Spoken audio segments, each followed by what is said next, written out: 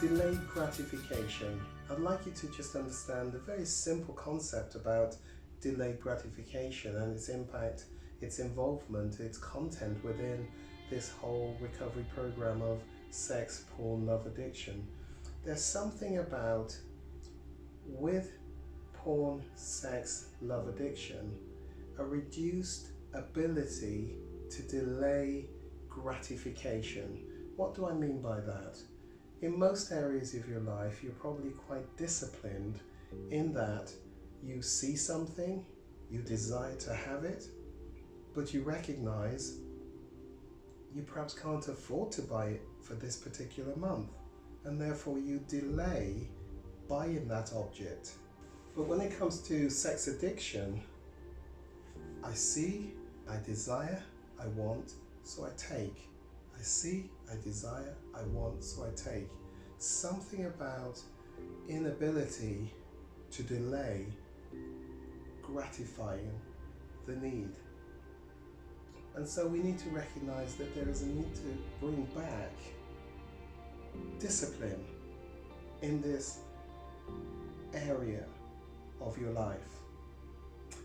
An experiment was done a number of years ago, a lot of years ago actually, back in the 70s, to demonstrate this thing about delayed gratification. Some children were given some marshmallows, and the instructions that they were given was that they could sit in front of the table, recognize that they need to love marshmallows, really enjoy marshmallows, and they were given, let's say, 2 marshmallows in a bowl. They sit around the table looking at these 2 marshmallows for about an hour, and they had a choice. They could eat the 2 marshmallows straight away, but if they chose not to eat the marshmallows straight away and wait for about an hour, they would be given 4 marshmallows. I find that a bit mean actually. I wish it was a lot more marshmallows. If I'm going to delay gratification just to get a double amount of 4, is it worth it? Well, the point is, some of the children would look and rationalize, love marshmallows, there's only 2. Yeah, but I'd rather eat those now and enjoy it right now rather than wait an hour. There are some that would look, consider, maybe partway through the hour they would finally eat the 2, and then at the other end of the spectrum would be those that waited for the full hour and got 4.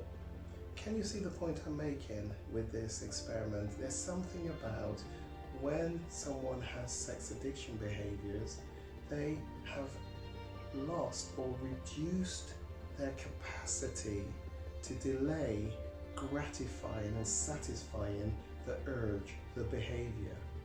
Yet, in other areas of their life, they are actually quite disciplined.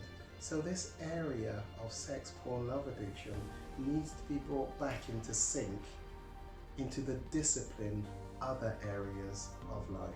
That's really all I want to say about that. I just want you to just recognize this concept of inability to delay gratification. That's really what we're talking about, inability to delay gratification.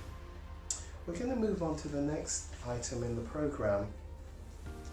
And what we're talking about here is, are there any secrets that the partner, and in most cases the female partner, does not know about? Are there secrets, things that you have kept from her about the behaviors, the sex addiction behaviors, knowing perhaps that if you were to share that piece of information, it might break the back of the relationship?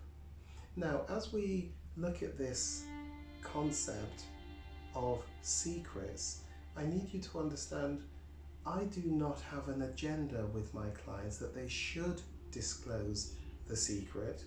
What I want is for us to have an informed discussion, a discussion so that you, the client, are making decisions not from a knee-jerk reaction or an assumption about how a partner will react, but you're doing it from a place of looking at all the evidence, all the knowledge, all the information, and weighing it all up so as to come to your final decision.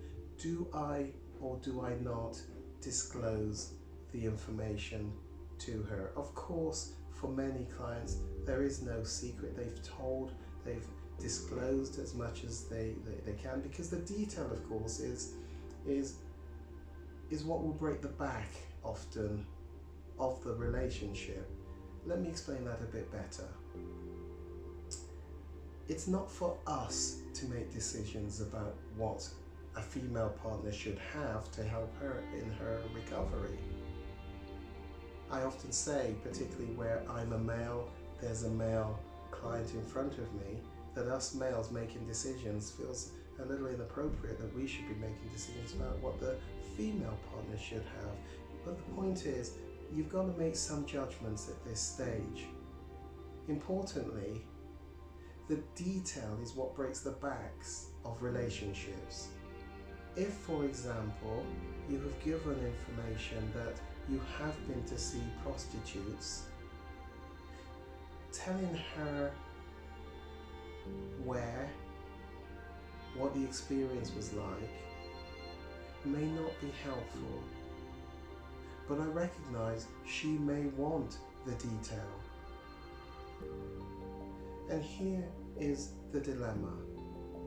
I would love to have a conversation with a female partner, or with the male partner, dependent upon who, of course, is the partner in the relationship. And I would like to explain and take them through this whole area of secrets. But if I don't get that opportunity, I don't get that chance, you are going to have to make some judgments. You are going to have to make some decisions.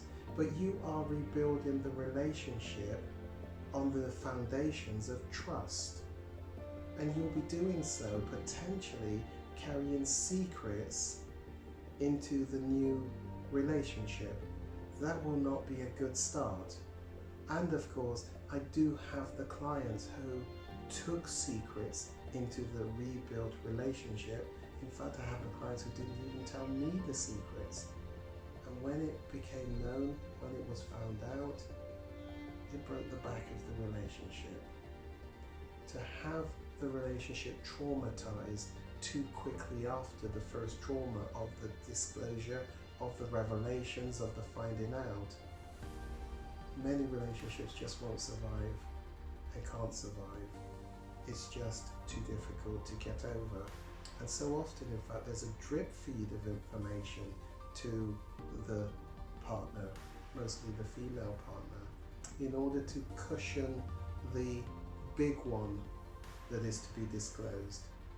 In the recovery plan, the couple recovery plan, that would be one of the first documents I took you through in the program.